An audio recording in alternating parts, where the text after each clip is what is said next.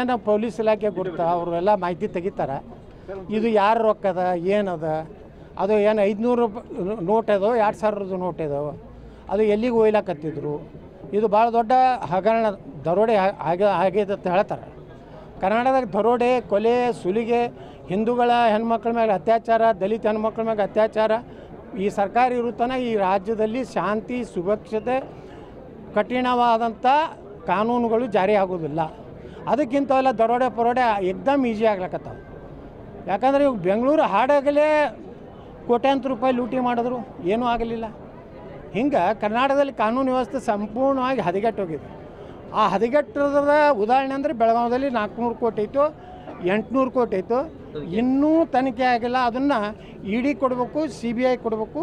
ಅವರು ಯಾರದಾರ, ಯಾರು ಭ್ರಷ್ಟ ರಾಜಕಾರಣಿಗಳಿದಾರೋ, ಭ್ರಷ್ಟ ಅಧಿಕಾರಿಗಳಿದಾರೋ, ಯಾರು ಅದನ್ನು ಆ ಹಣ ಒಯ್ದು ಅದನ್ನು ಕನ್ವರ್ಜನ್ ಮಾಡಬೇಕು, ಅದನ್ನು ತಿರುಪತಿ ದೇವಸ್ಥಾನದ ಹುಂಡಿಯಲ್ಲಿ ಹಾಕಬೇಕು, ಏನು ಮಾಡಬೇಕು ಅನ್ನೋ ಏನು ಒಂದು ಷಡ್ಯಂತ್ರ ಇದೆ, ಅದು ಬಯಲು ಮಾಡಬೇಕು. ಅವ್ರಿಗೆ ಯಾರು ಈ ಹಣ ಅನ್ನೋಂಥ ಅವ್ರನ್ನ ಕಠಿಣವಾದಂಥ ಅವ್ರ ಮ್ಯಾಗೆ ಆ್ಯಕ್ಷನ್ ತೊಗೊಂಡು ಅವ್ರನ್ನ ಜೈಲಿಗೆ ಹಾಕಿದ್ರೆ ಕರ್ನಾಟಕದ ಮಾನ ಮರ್ಯಾದೆ ಉಳಿತದೆ. ಯಾಕಂದ್ರೆ ಕರ್ನಾಟಕ ಮಾನ ಮರ್ಯಾದೆ ಏನು ಉಳಿದಿಲ್ಲ. ಮಹಾರಾಷ್ಟ್ರದವ್ರು ಬಂದು ಇಲ್ಲಿ ಡ್ರಗ್ ಫ್ಯಾಕ್ಟ್ರಿಗಳನ್ನು ಕಂಡು ಹಿಡಿಲಕತ್ತಾರೆ. ಸ್ವತಃ ಮುಖ್ಯಮಂತ್ರಿಗಳ ಕ್ಷೇತ್ರ ಜಿಲ್ಲೆಯಲ್ಲೇ ಡ್ರಗ್ ಫ್ಯಾಕ್ಟ್ರಿ ಇದ್ದಿದ್ದು ಮುಖ್ಯಮಂತ್ರಿಗಳ ಕ್ಷೇತ್ರದಲ್ಲಿ. ಬೆಂಗಳೂರಿನಲ್ಲಿ ಡ್ರಗ್ ಇವತ್ತು ನಡೀತಾ ಇದೆ.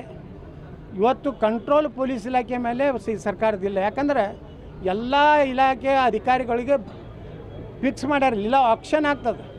ಬೆಂಗಳೂರು ಕಮಿಷನರ್ ಆಗಬೇಕಾದ್ರೆ 50 ಕೋಟಿ ಕೊಡಬೇಕು, DC ಆಗಬೇಕಾದ್ರೆ 10 ಕೋಟಿ ಕೊಡಬೇಕು.